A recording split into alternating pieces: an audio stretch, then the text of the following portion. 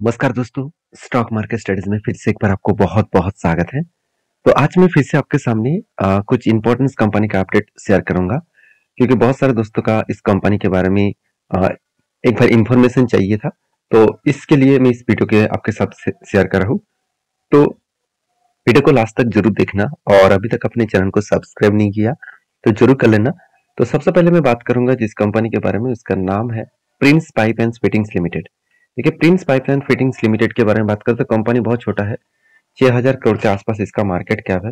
और कंपनी की ROC ROE में देखा जाए तो कंपनी में थोड़ा सा अभी भी प्रेशराइज है, क्योंकि ROC जो है वो 12% के आसपास देखने को मिला है और ROE जो है वो 9.17% के आसपास है। अभी 3 साल में इस कंपनी का ROC आपको बेस्ट देखने को मिलेगा, मतलब एवरेजली आपको 20% के ऊपर देखने को मिलेगा। तो ये बेस्ट तरीके से है और कंपनी का कर्जा एकदम जीरो है। तो इतने सारे पॉइंट्स मैं इसीलिए दिखा रहा हूँ क्योंकि लगातार जो कुछ दिनों से शेयर में एक बिग फॉल देखने को मिला। बहुत सारे लोग यही मुझे पूछ रहे हैं, क्या सर कंपनी में कुछ खराबी है क्या जिसके चलते कंपनी का गिरा है। कंपनी का क्वार्टर रिजल्ट भी देखेंगे तो सेल्स थोड़ा सा कम हुआ, उतना ज्यादा नहीं है। थोड़ा सा यहाँ पे कम हुआ प्रीवियस क्वार्टर के हिसाब से, प्रीवियस सालों के हिसाब से। तो year of year basis and quarter quarter basis दोनों में ही आपको यहाँ पे सेल्स कम होता देखने को मिले। एक्सपेंस को कंपनी कंट्रोल में रखे, उसके बेसिस में नेट प्रॉफिट 35 करोड़ से 38 करोड़ तक बना। मतलब एक अलग लेवल का कंपनी का प्रॉफिटेबिलिटी मेंटेन हो रहा है। तो देखिए, एक चीज को नोटिस करना कि कंपनी के ईयर ऑफ ईयर बेसिस में तो ठीक है, क्वार्टर क्वार्टर बेसिस में कंपनी का प्रॉफिट मार्जिन ठीक नहीं है, जिसके चलते है कंपनी के ऊपर एक प्रेशराइज बनता हुआ देखने को मिले। तो प्रिंस पाइप के ऊपर सबसे इंपॉर्टेंट जो पॉइंट्स है वो है कंपनी का रिजर्व। देखिए, रिजर्व के मामले में कंपनी के पास रिजर्व हर साल बढ़ता हुआ देखने को मिले, मगर कंपनी के जो बोरिंग्स है वो हर साल कम होता देखने को मिले। मतलब दो पॉइंट्स यहाँ पे बेस्ट देखने को मिले हैं। तो जो कम होना चाहिए तो वो कम हो रहा है, जो ज्यादा होना चाहिए वो ज्यादा भी हो रहा है। उसके साथ साथ फिक्स्ड एसेट तो बढ़ा और बिजनेस के ऊपर कंपनी लगातार खुद के पैसा लगाते चले जा रहे हैं। तो एक बेस्ट पॉइंट ऑफ व्यू से अच्छा खासा ग्रोथ देखने को मिले। और मजेदार बात यही है कि कंपनी के हाथ में 100 करोड़ अभी भी है और 100 करोड़ जो है उनमें से कंपनी का बोरिंग्स कितना है, करीबन 60 करोड़ के आसपास। तो मतलब कंपनी खुद के जेब से इस कर्जे को वो इजीली मिटा सकते हैं और शायद इसीलिए इंस्टीट्यूशन इस कंपनी के ऊपर अच्छा खासा निवेश करके रखे हैं और कुछ दिनों से इसका होल्डिंग भी बढ़ा रहा है। जैसे म्यूचुअल फंड ने क्या किया, म्यूचुअल फंड ने इस कंपनी के ऊपर 8% होल्डिंग रखे थे, वो बढ़ के हो चुके 15.5% के आसपास। और FS के पास 4% होल्डिंग था, वो बढ़ के हो चुके 5.5% 6% के आसपास। और पब्लिक के पास सॉरी प्रोमोटर के पास होल्डिंग पहले जितना था आज भी उतना है, 60% के ऊपर। और उसके बाद पब्लिक के पास भी होल्डिंग्स है। ये सारे होल्डिंग्स यही क्लियर कट करते हैं कि कंपनी में एक पॉजिटिविटी बुलिश सिचुएशन आपको देखने को मिलेगा। तो फाइनली क्या हुआ, देखिए कंपनी के ऊपर एक शानदार तरीके से ब्रेकआउट हुआ और ब्रेकआउट कंफर्मेशन होने के बाद किस लेवल में ब्रेकआउट हुआ, देखिए यहाँ पे शोल्डर कम शोल्डर, फिर से एक बार शोल्डर, 3 बार शोल्डर बना, उसके बाद एक बिग हेड बना, उसके बाद एक शोल्डर पैटर्न क्रिएट हुआ और फाइनली क्या हुआ, फाइनली यहाँ पे ब्रेकआउट हुआ और ब्रेकआउट कंफर्मेशन भी हो गया। कंफर्मेशन होने के बाद एक बिग फॉल हुआ था, रिकवरी करने की कोशिश किया, उसके बाद फिर से एक बिग फॉल हो गया। देखिए, मैंने आपको ये भी बताया कि 200 डेज EMA के नीचे जब पिछली बार आया था तब उतना स्ट्रांग नहीं था क्योंकि यहाँ पे एक सपोर्ट था।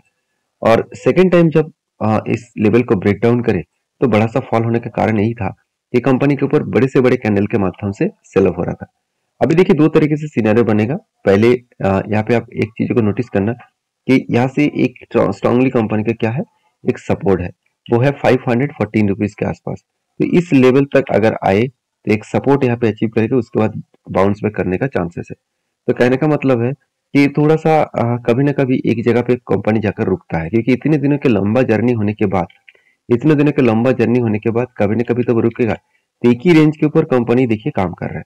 हम लोगों को लग रहा है कि बहुत ज्यादा करेक्शन हो गया, बिल्कुल नहीं। कंपनी एक ही जगह पे काम कर रहा है और मुझे लग रहा है थोड़ा सा टाइम लगेगा इस जगह को रिकवरी करने में।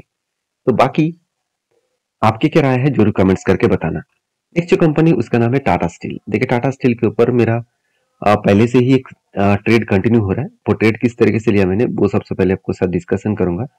देखिए, एक पैटर्न्स क्रिएट हुआ, पहले देखिए एक पैटर्न्स बना था, कफ विद 100 पैटर्न्स का छोटा सा पैटर्न्स था, फिर भी 18% का टारगेट था।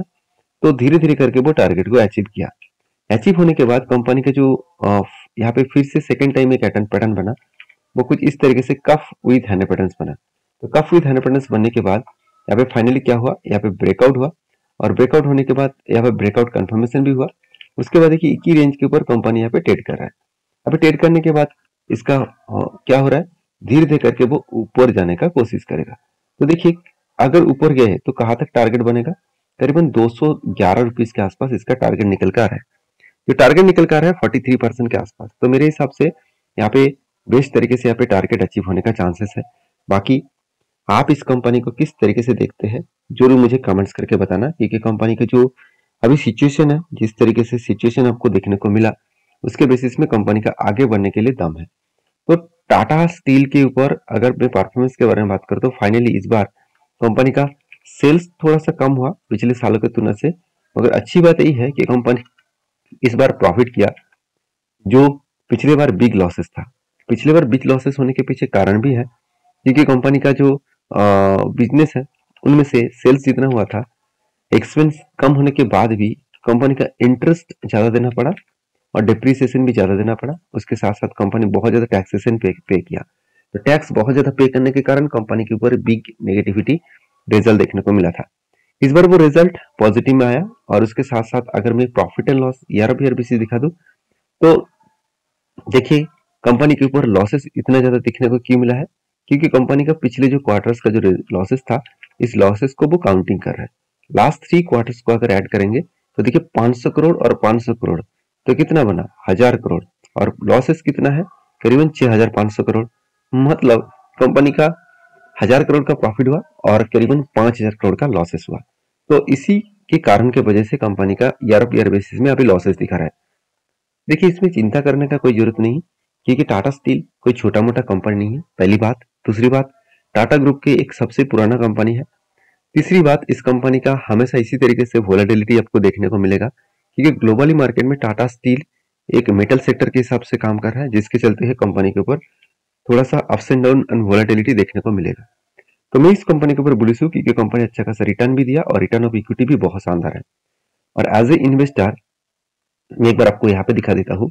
देखिए प्रोमोटर से लेकर एफएसडीएस पब्लिक किसी के पास होल्डिंग जो है वो उसको बेचा नहीं, मतलब उसको कंटिन्यू कर रहा है। इसका मतलब एक अलग लेवल का कंपनी के ऊपर प्रॉफिटेबिलिटी वो मेंटेन कर रहा है। तो इस कंपनी की जो चार्ट पैटर्न्स बना है इसके लिए थोड़ा सा टाइम तो लगेगा, क्योंकि जिस तरीके से यहाँ पे देखिए हाई वॉल्यूम के साथ ब्रेकआउट हुआ, तो ब्रेकआउट होने के बाद ब्रेकआउट कंफर्मेशन हुआ, उसके बाद रिटेस्ट किया, तो इस जगह पे एंटी बना। उसके बाद देखिए धीरे धीरे करके वो ऊपर जाने का कोशिश करेंगे।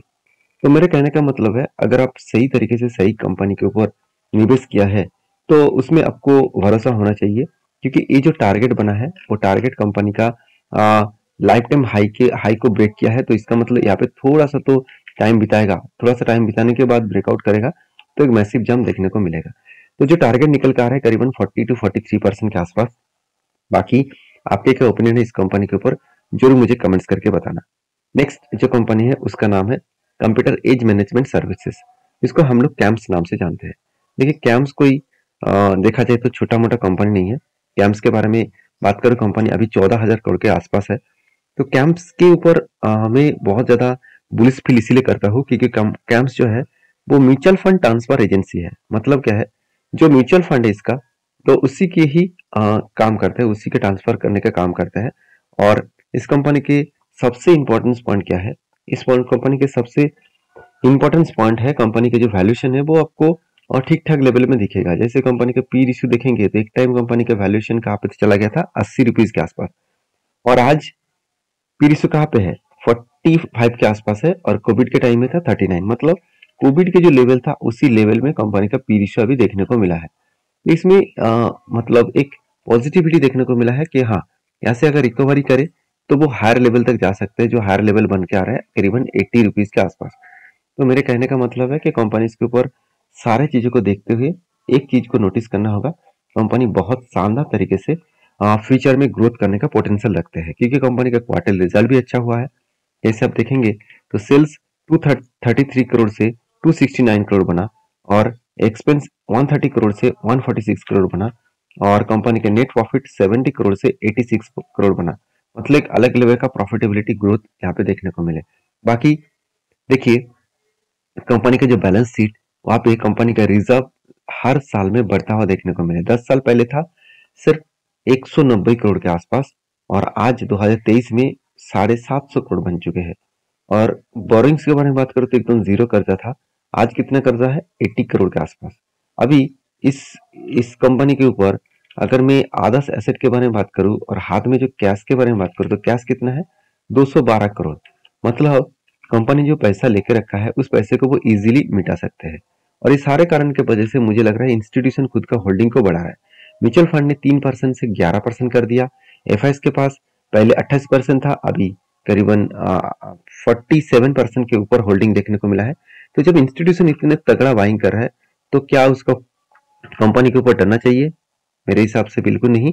बाकी इस कंपनी के ऊपर एक शानदार तरीके से पैटर्न क्रिएट हुआ, और वो पैटर्न कुछ इस तरीके से बना, शोल्डर कम शोल्डर बिग हेड बना, उसके बाद 2 बार शोल्डर बना, और फाइनली ब्रेकआउट हुआ। ब्रेकआउट होने के बाद ब्रेकआउट कंफर्मेशन भी हुआ, रिटेस्ट किया, और रिटेस्ट के बाद एक ग्रीन कैंडल बना, तो मैंने यहाँ पे एंट्री ले लिया। और एंट्री लेने के बाद अभी देखिए धीरे धीरे करके वो ऊपर जाने का कोशिश करेंगे। और देखिए सबसे मजेदार बात यही है कि इसका जो प्रीवियस हाई है उसी हाई के नीचे यहाँ पे टारगेट बनने जा रहा है। तो जो टारगेट निकल कर आ रहा है करीबन 31% के आसपास, तो मैं इस टारगेट को जरूर अचीव होने तक वेट करूंगा। बाकी आपके क्या राय है जरूर कमेंट्स करना। और हाँ, ये वीडियो टोटली एजुकेशन पर्पस में है, कोई भी मेरे तरफ से बाय एंड सेल का रिकमेंडेशन नहीं है। काम करना है तो आपके ओपिनियन के हिसाब से काम करिए, क्योंकि आपके पोर्टफोलियो की सिक्योरिटी आपके पास ही होना चाहिए, किसी के हाथ में नहीं होना चाहिए। तो नेक्स्ट जो कंपनी उसके नाम है पेशालो डिजिटल लिमिटेड। तो पेशालो डिजिटल लिमिटेड एक छोटा सा कंपनी है, फिर भी इस कंपनी के ऊपर एक बहुत बड़ा अपडेट है, वो है बोनस का। कंपनी हर एक के बदले एक शेयर बोनस आपको देने वाला है, और वो भी 20 तारीख को देने वाला है। तो जो लोग बोनस पाना चाहते हैं तो इस कंपनी के ऊपर रिसर्च करिए, उसके बाद वेरीफाई करके काम करिए। मेरी तरफ से कोई भी वीडियो में कोई भी रिकमेंडेशन नहीं है। मिलते नेक्स्ट वीडियो में, तब तक के लिए